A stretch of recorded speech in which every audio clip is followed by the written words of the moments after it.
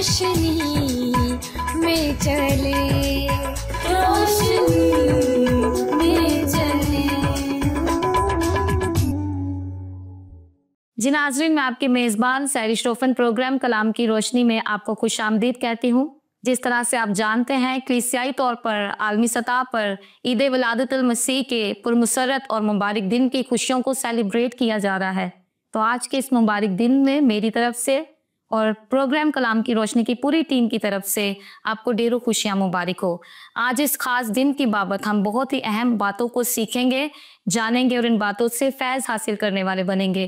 آج اس خاص پروگرام میں ایک بار پھر میرے ساتھ محترم عالی جناب پادری عزیز انور صاحب ہیں۔ پادری صاحب، آج کے اس خاص پروگرام میں آپ کو خوش آمدید کہتی ہوں۔ بہت شکریہ سحرش کے خدا نے انسان بننا گوارا کیا، حالانکہ وہ سرتاپا پاکیزگی ہی پاکیزگی ہے، جی، لیکن شکر کرتے ہیں کہ وہ کسی گناہ گار کی ہلاکت نہیں چاہتا، اور اس ہلاکت کو زندگی میں تبدیل کرنے کے لیے وہ اس دنیا میں آیا، اور آج ہم اس کی جنم دن کی خوشیوں میں شریک ہیں۔ اور میں آپ سب کو، پوری ٹیم کو اور پوری دنیا کو خداوند یسوع کے اس جنم دن کے موقع پر مبارکباد دیتا۔ پادری صاحب، جس طرح سے آج ہمارا بڑا خاص پروگرام ہے، تو اس خاص دن کی بابت ہم نے باتوں کو سیکھنا ہے، تو آپ سے سوال پوچھنا چاہوں گی کہ یہودی کس کے منتظر ہیں؟ جب ہم اس سوال پر غور کرتے ہیں تو یہ سوال آج کا نہیں ہے، جی، کیونکہ مسیح یسوع کی ذات اقدس جو ہے اس کے بارے جب ہم بائبل مقدس کا اور تاریخ عالم کا مطالعہ کرتے ہیں تو یہ بات کہنے میں مجھے یہ فخر حاصل ہے کہ ان کی زندگی کا جو زمینی دور ہے وہ انتہائی بے مثال اور فقید المثال ہے۔ جی، خاص طور پر ان کی زندگی کے جو 3 واقعات ہیں وہ اپنی حقانیت کے لحاظ سے بنی نوع انسان کی زندگی میں اور مذاہب کی دنیا کی زندگی میں ایک اہم مقام رکھتے ہیں۔ جی، اور وہ تینوں جو ان کی زندگی کے واقعات ہیں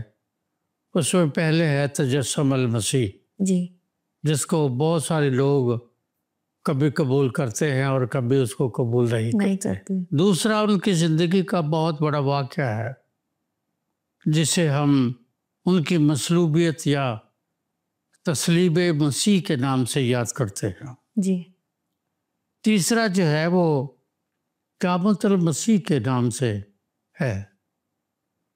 یہ ایک بہت بڑی سچائی ہے، اور فلسفے نے اور انسانی نفسیات نے اس بات کو ثابت کر دیا ہے کہ انسان صرف اور صرف ان واقعات کے بارے گفتگو کرتا، سوچتا، جانتا اور بیان کرتا ہے جو اس کے مطالعہ میں ہیں، مشاہدہ میں ہیں، جی، یا تجربہ میں ہیں۔ لیکن جب وہی کوئی ایسی بات کسی انسان کی زندگی میں جو اس کے تجربے یا مشاہدے میں نہیں ہوتی وہ رونما ہوتی ہے، تو مقدسہ مریم کی طرح وہ بلا تعامل یہ کہہ اٹھتا ہے کہ یہ کیوں کر ہو سکتا ہے۔ جی، کیونکہ جب فرشتے نے مسیح یسوع کی اس جنم دن کے تعلق سے یہ پیشگوئی مقدسہ مریم کو دی، جی، تو اس نے فوراً انسانی نقطہ نظر سے بڑی سچائی سے کہا یہ کیوں کر ہو سکتا ہے، کیونکہ میں تو مرد کو نہیں جانتی، وجہ بھی بتائی۔ اور پھر اس کے جواب میں فرشتے نے اس سے جو باتیں کی، ان ساری باتوں کے بعد مقدسہ مریم نے کہا میرے لیے تیرے قول کے موافق ہو۔ جی، مطلب یہ ہے کہ میں گو ان باتوں کی اس گہرائی اور سچائی اور حقانیت سے مکمل طور پر واقف نہیں ہوں، لیکن چونکہ تو خدا کا نمائندہ ہے اور تو نے یہ کہا ہے، اس لیے میرے لیے تیرے قول کے موافق ہو۔ اور اسے ہم مسیح یسوع کے تجسم سے یا مسیح خداوند کے اس دنیا میں آنے سے اس کے نام سے یاد کرتے ہیں کہ وہ اس دنیا میں پیدا ہوا، جس سے آج ہم عید قیامت المسیح نہیں بلکہ عید ولادت المسیح کے نام سے یاد کر رہے ہیں، جی کیونکہ عید ولادت المسیح جو ہے وہ مسیح خداوند کے جنم دن کی خوشی ہے جی یا عید ہے جسے ہم منا رہے ہیں، اور یہ اس وقت ساری دنیا میں ہو رہا ہے۔ عید جو ہے یہ عربی زبان کا لفظ ہے، اس کو عبرانی زبان میں جلات کہتے ہیں، اور اس کا مطلب اکثر لوگ سمجھتے ہیں کہ خوشی کرنا یا خوشی منانا ہے، یہ قابل بھی ہے۔ اس کا جو صحیح اور درست معنی ہے وہ ہے عید کا مطلب ہے گواہی دینا۔ صحیح۔ تو ہم چونکہ عید ولادت المسیح منا رہے ہیں، اس کا مطلب یہ ہے کہ مسیح خداوند کے جنم دن کی ہم گواہی دے رہے تھے، صحیح۔ اور یہ گواہی جو ہے یہ ہماری بے بنیاد یا لا حاصل رہی ہے، جی کیونکہ جب ہم بائبل مقدس کے عہد عتیق کا مطالعہ کرتے ہیں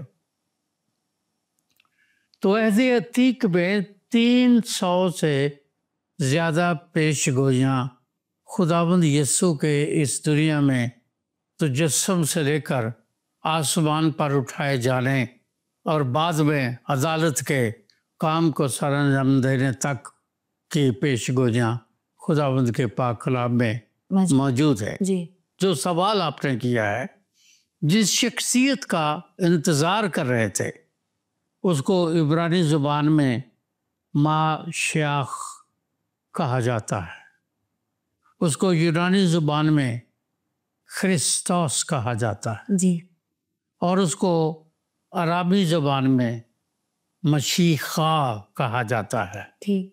اور یہ جو تینوں الفاظ ہے یہ ایک ایسی شخصیت کو پیش کرتے ہیں جس کے جب ہم حوالہ جات کا پاک کلام میں مطالعہ کرتے ہیں تو پھر ہمیں یہودیوں کی امید کی وجہ کا پتہ چلتا ہے۔ یہودیوں کے علاوہ مسیح خداوند کے جب اس دنیا میں وہ آئے اور پیدا ہوئے، انہوں نے زندگی گزاری، تعلیمات دی، خدمت کا کام سر انجام دیا، جی لوگوں کو تعلیم دی، پھر وہ آسمان پر اٹھائے گئے۔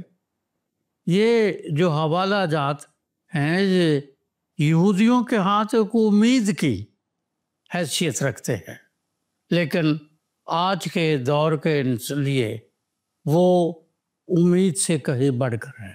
جی اس کی وجہ یہ ہے کہ پاک کلام میں مسیح خداوند وہ ماشیاخ ہو، وہ خرسطس ہو، وہ مشیخہ ہو، وہ یسوع المسیح ہو، جی پاک کلام میں وہ بنی نوع انسان بالخصوص یہودیوں میں وہ ایک امید کی حیثیت سے جانے جاتے ہیں، جی اور اس امید کا وہ آج بھی انتظار کر رہے ہیں۔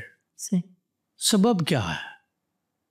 کیوں وہ انتظار کر رہے ہیں؟ جی جب ہم پیدائش کی کتاب 3 باب کا مطالعہ کرتے ہیں تو پہلے 2 باب میں جب کائنات کی تخلیق، آدم اور حوا کی تخلیق، جی پھر ان دونوں کو باغ عدن میں رکھا جانا، صحیح۔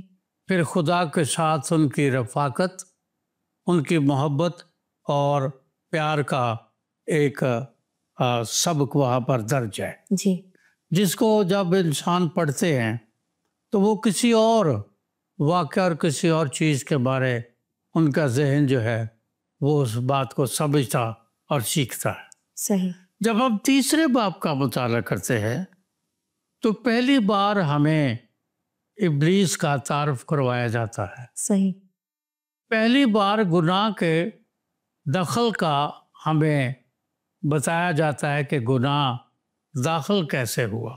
جی پہلی بار پتہ چلتا ہے کہ گناہ کی حیت اور اس کی حیثیت کیا ہے، اور پہلی بار ہی انسان گناہ کے نتائج سے واقف ہوتا ہے، کیونکہ وہاں لکھا ہے کہ جب ابلیس کے ترغیب دینے پر یا انسٹیگیشن پر ہوا نے پھل کھایا اور پھر اس نے اپنے خاوند آدم کو دیا، جی تو جو سب سے پہلی چیز نظر آتی ہے جو ظہور پذیر ہوئی وہ یہ تھی کہ ان دونوں نے دیکھا کہ وہ دونوں ننگے ہیں۔ صحیح۔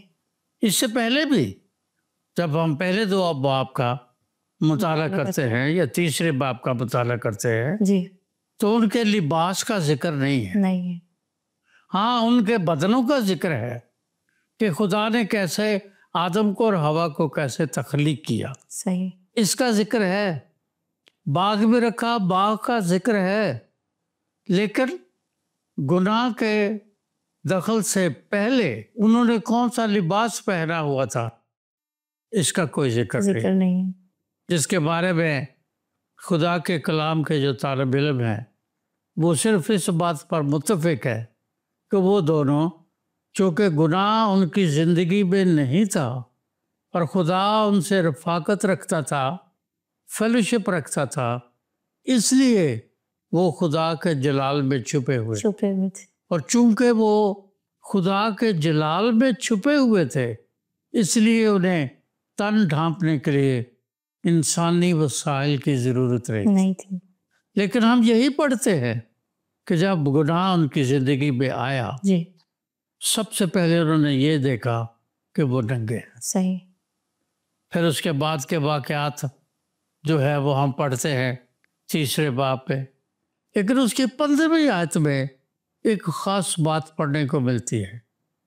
جب ہم اس پورے حوالے کا مطالعہ کرتے ہیں تو وہاں عورت کو سزا کا اعلان کیا گیا، آدم کی سزا کا اعلان کیا گیا، وجہ وہ گناہ تھا، اور پھر خدا نے ابلیس کو یہ سزا دی اور سزا کے طور پر اس سے کہا 15ویں آیت میں کہ میں تیرے اور عورت کے درمیان، تیری نسل اور عورت کی نسل کے درمیان عداوت ڈالوں گا، جو عورت کی نسل سے ہوگا وہ تیرے سر کو کچلے گا، گو تو اس کی ایڑی پر کاٹے گا پر وہ تیرے سر کو کچلے گا۔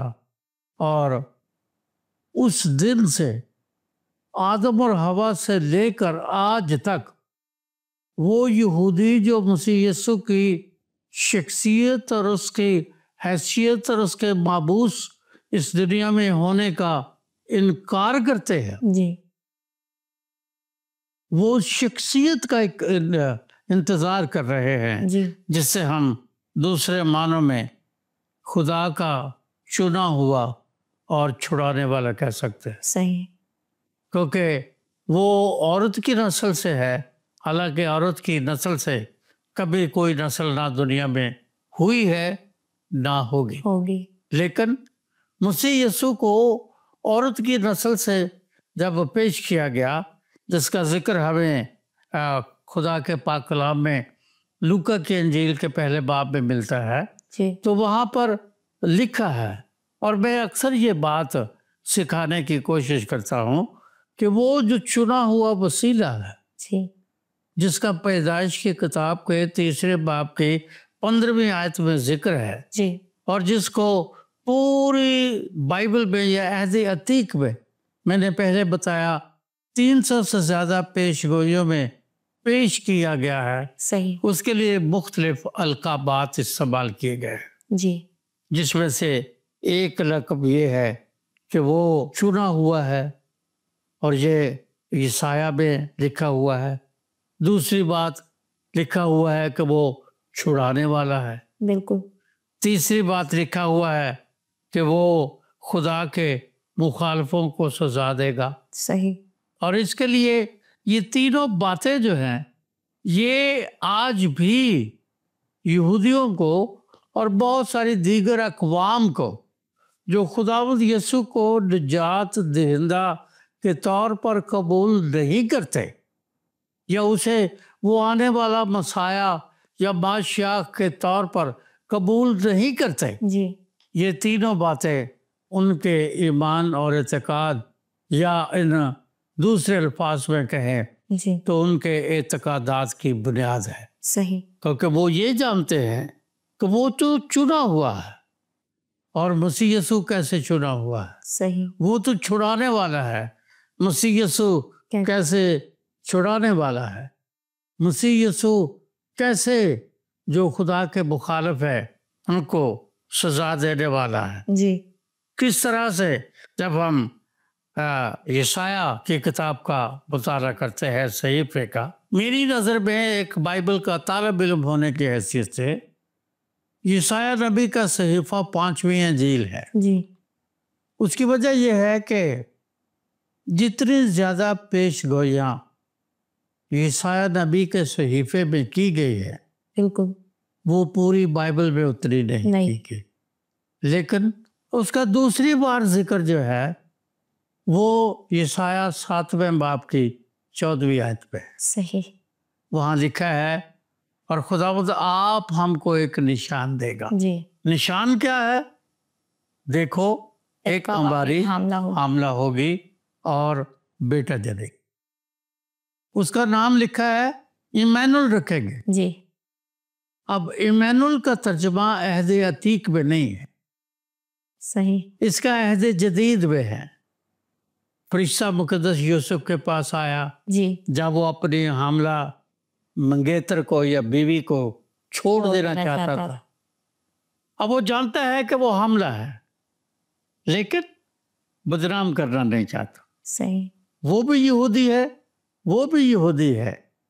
پھر جب وہ اس بات پر غور و خوض کرتا ہے تو پھر خدا کا فرشتہ اس کے پاس آ کر وہ ساری گفتگو 18ویں آیت سے، متی کی انجیل کے پہلے باب کی 18ویں آیت سے وہاں درج ہے۔ صحیح وہاں فرشتہ اس کو بتاتا ہے 21ویں آیت میں کہ تو اس کا نام یسوع رکھنا، کیونکہ وہی اپنے لوگوں کو ان کے گناہوں سے نجات دے گا، یعنی وہ جو چھڑانے والا ہے، تو اور تیری قوم انتظار کر رہے ہیں، صحیح وہ چھڑانے والا پیدا ہوگا اور تو اس کا نام یسوع رکھنا، تاکہ جو نبی کی معرفت کہا گیا ہے وہ پورا ہو۔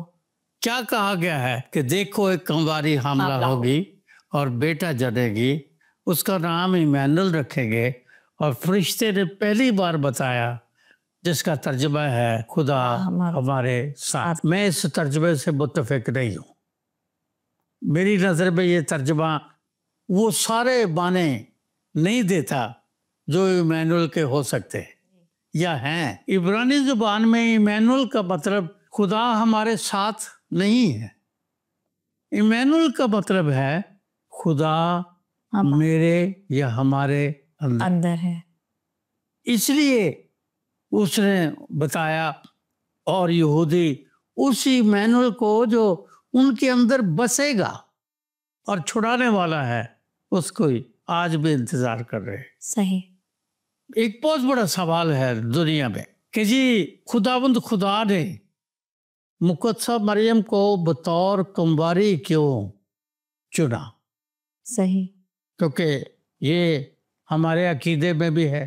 جی جب ہم اپنا عقیدہ پڑھتے ہیں یا عقیدہ دہراتے ہیں جی تو اس میں ہم پڑھتے ہیں کہ وہ کنواری مریم سے پیدا ہوا۔ یسوع مسیح واحد شخصیت ہے جن کے نسب نامے کو جب مقدس متی لکھتا ہے تو خواتین کا ذکر کرتا ہے، صحیح مقدس لوکا اور خواتین کا ذکر نہیں کرتا۔ لیکن دنیا کا جتنا بھی مذہبی ادب ہے یا جتنی بھی مذہبی تاریخ ہے اس میں مسیح خداوند کے لیے کنواری سے پیدا ہونا ایک بے مثال۔ اس کا سبب کیا ہے؟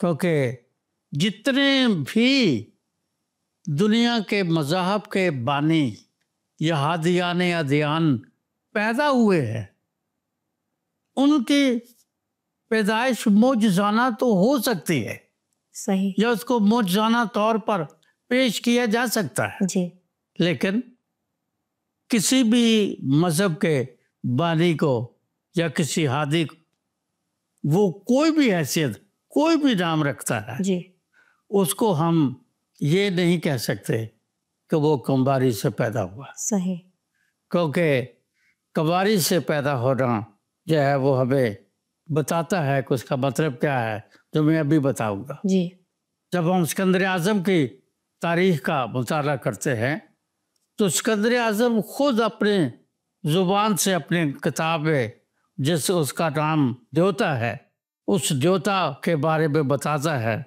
کہ میری ماں زیوس دیوتا کے مندر میں سو رہی تھی، اور زیوس دیوتا جو ہے وہ یونانیوں کے ہاں ان کا خداوند خدا ہے۔ صحیح میں یہوہ خدا نہیں کہوں گا کیونکہ وہ ہے نہیں، جی لیکن وہ ان کا سب سے بڑا خدا ہے، اور اس میں اس نے لکھا ہے کہ میری ماں زیوس دیوتا کے مندر میں سو رہی تھی، وہاں پر ایک اژدہا یا سانپ آیا، ٹھیک اور اس سانپ کے وجہ سے میں پیدا ہوا۔ گویا وہ اقرار کرتا ہے کہ وہ کمباری سے نہیں، سانپ کی اولاد ہے۔ وہ یہ بھی اقرار کرتا ہے کہ میں انسان نہیں ہوں کیونکہ میں سانپ کی اولاد ہوں، کیونکہ جس تخم سے جو کوئی پیدا ہوتا ہے وہ اسی تخم کی تاثیر رکھتا ہے اور اسی کی تخم کے نام سے کہلایا جاتا ہے۔ صحیح ہم انسان کو انسان کہتے ہی اس لیے ہے کہ وہ انسان کے تخم سے ہے۔ صحیح پھر اس کے بعد جب ہم جس دور میں مسیح خداوند اس دنیا میں پیدا ہوئے، لکھا ہے کیسر اگسطس کے بارے میں پڑھتے ہیں بائبل مقدس میں، تو اس کے بارے میں لکھا ہے، وہ خود یہ اپنی حین حیات یا اپنی سوانح عمری میں لکھتا ہے جی کہ میری ماں اپالو دیوتا کے مندر میں سو رہی تھی، تو وہاں جب وہ سو رہی تھی تو اس کے پاس سانپ آیا یا اژدہا آیا، اور پھر اس کے بعد وہ پیدا ہوا۔ گوتم بدھ کے بارے میں بتاؤں گا، جس کو لوگ لارڈ بدھا کہتے ہیں۔ گوتم بدھ جو ہے وہ اپنی سوانح عمری میں لکھتا ہے کہ وہ جب اس کی ماں جو تھی وہ مندر میں سو رہی تھی تو اس مندر میں ایک ایسا ہاتھی آیا جس کے 5 دانت تھے، حالانکہ ہاتھی کے 2 ہوتے، جی اس کے 5 دانت تھے، اور پھر وہ میری ماں کے ساتھ اس کے پہلو میں لیٹ گیا، اور پھر اس کے بعد میں پیدا ہوں۔ میرا کہنے کا مطلب یہ ہے کہ مقدسہ مریم کو جب کنواری کے طور پر پیش کیا بائبل مقدس نے، تو اس کا مطلب یہ نہیں تھا کہ انہیں ضروری تھا کہ وہ کنواری کا، انتہائی ضروری تھا تاکہ وہ چھڑانے والے کو پیدا کرے، صحیح تاکہ وہ اس کو پیدا کرے جو دنیا کو ان کی بدی کی سزا دے گا، صحیح تاکہ وہ اس کو پیدا کرے جو مسیح موعود ہے، یا جو وعدہ کی ہوئی شخصیت ہے، جس کا وعدہ کیا گیا ہے 3 باب کی 15ویں آیت میں، اور جسے مسیح موعود کہا گیا ہے۔ وجہ کیا تھی؟ اگر کنواری سے پیدا ہونے والا شخص گناہ گار ہے، وہ ہاتھی یا سانپ یا کسی انسان کی پیداوار ہے، جی اس کے تخم سے ہے، تو پھر گنہگار کو چھڑا نہیں سکتا۔ نہیں سکتا پھر گنہگار کے پاس یہ حیثیت، یہ حقوق اختیار نہیں ہے، یہ صرف اسی کے پاس ہے جو بے گناہ ہے۔ اور مسیح یسوع نے کئی بار لوگوں کے سامنے اس بات سے کہا کہ تم میں سے کون مجھ میں گناہ ثابت کرتا ہے؟ کسی نے کبھی اسے نہیں کہا کہ تو کنواری سے پیدا ہوا ہے اس لیے تو گنہگار ہے، کسی نے نہیں کہا۔ سب نے مانا کہ ہاں یہ خدا کے کلام کے مطابق، پیش گوئی کے مطابق، اس 3 باب کی 15ویں آیت کے مطابق ایک چھڑانے والا مسیح موعود ہے، جو ہمارے مستقبل کی امید ہے، جو ہماری آخرت کی امید ہے۔ اور شمع ان نے یہی گواہی دی تھی جی وہ शमाउन जब ये बात करता है, उसने यीशु को देखा, अपनी गोद में लिया, तो उसने कहा मेरी आंखों ने मेरी निजात या अपनी निजात देखी। देखिए वो उस एक लफ्ज में 4000 साल की तारीख बयान करता है, सही, क्योंकि पैदाइश की किताब के 3 बाब की 15वीं आयत से शमाउन की गोद तक यीशु के आने को 1000 साल लग गए। कई नबी आए, कई वाक़यात हुए, कई पेशगोइयाँ की गई, बहुत सा कलाम सुनाया गया, बहुत सारे हालात बनी इसराइल कौम के पैदा हुए। उन हालात में उन्हें छुड़ाने वाले की ज़रूरत पेश आई, और फिर यशायाह ने तो बाकायदा उसको पेश कर दिया कि वो 53वें बाब में कि वो कैसा होगा, वो छुड़ाने वाला है, लेकिन वो अपनी जान का नजराना देगा। बिल्कुल, वो जो इस दुनिया में आएगा, छुड़ाएगा, अदालत करेगा, लेकिन उससे पहले वो गुनाह की सजा की अदालत के तौर पर बेगुनाह को मसलूब कर दिया जाएगा। एक बेगुनाह की हैसियत से उनके लिए रिहाई और छुड़ाने वाला बन जाए, और वो उनको किस बात से छुड़ाएगा? गुनाह की सजा से, सही, गुनाह की गंभीरता से, सही, गुनाह के कब्जे से, जी, शैतान के कब्जे से। यहूदी दरअसल आज जिस वजह से यीशु का इनकार करते हैं, उन वजूहात में एक वजह ये भी है कि वो तो सुलेमान से शुरू करके रुझान से शुरू कर ले, सुलेमान के पोते से शुरू कर ले। वो सल्तनत का इंतज़ार कर रहे थे, उस बादशाह का इंतज़ार कर रहे थे जिसकी दाग बेल साउल ने या फिर दाऊद ने बाद में एक आलीशान सल्तनत की, या सुलेमान ने एक आलीशान सल्तनत की बुनियाद रखी। उनका सिर्फ ईमान ये था कि ये हमें सियासी तौर पर दुनिया की कौमों से, फारसियों से, मादियों से, हित्तियों से, हव्वियों से और फिर रूमियों से हमें छुड़ाएगा, और फिर हमारे पास दाऊद का तख्त दोबारा होगा। और वो उस तख्त के लिए आज भी तगदो कर रहे हैं जी। उनकी स्ट्रगल, उनकी तगदो आज भी जारी है, और वो आज भी जो यहूदी जो है वो यीशु को उस हैसियत से कबूल नहीं करते। सबब ये है कि उन्हें छुड़ाने वाला चाहिए, वो छुड़ाने वाला जो इस दुनिया की सल्तनतों में उनकी बादशाही को कायम करे। इसलिए यहूदी आज भी यीशु का इंतज़ार कर रहे हैं। थैंक यू पादरी साहब, बड़ी खूबसूरती के साथ आपने इस सवाल का जवाब दिया। यकीनन नाजरीन, जिस तरह पादरी साहब ने बताया कि गुनाह इंसान ने किया, तो इस बदन की कीमत को अदा करने के लिए खुदा ही इंसान बनकर इस दुनिया में आया, ताकि बनी नौ इंसान उस पर ईमान लाने के वसीला से मखलसी पाएँ, गुनाह की गुलामी से आज़ादी पाएँ, ज़िंदगी पाएँ और कसरत की ज़िंदगी पाएँ। जिस तरह से आप जानते हैं आज ईद वलादतुल मसीह की खुशियों का दिन है, तो मैं समझती हूँ अगर केक कटिंग ना की जाए तो हमारी खुशियाँ अधूरी हैं। सेट पर केक भी मौजूद है, तो मैं चाहती हूँ कि हम पादरी साहब के साथ मिलकर केक कटिंग करेंगे और आज के दिन की खुशियों को सेलिब्रेट करेंगे।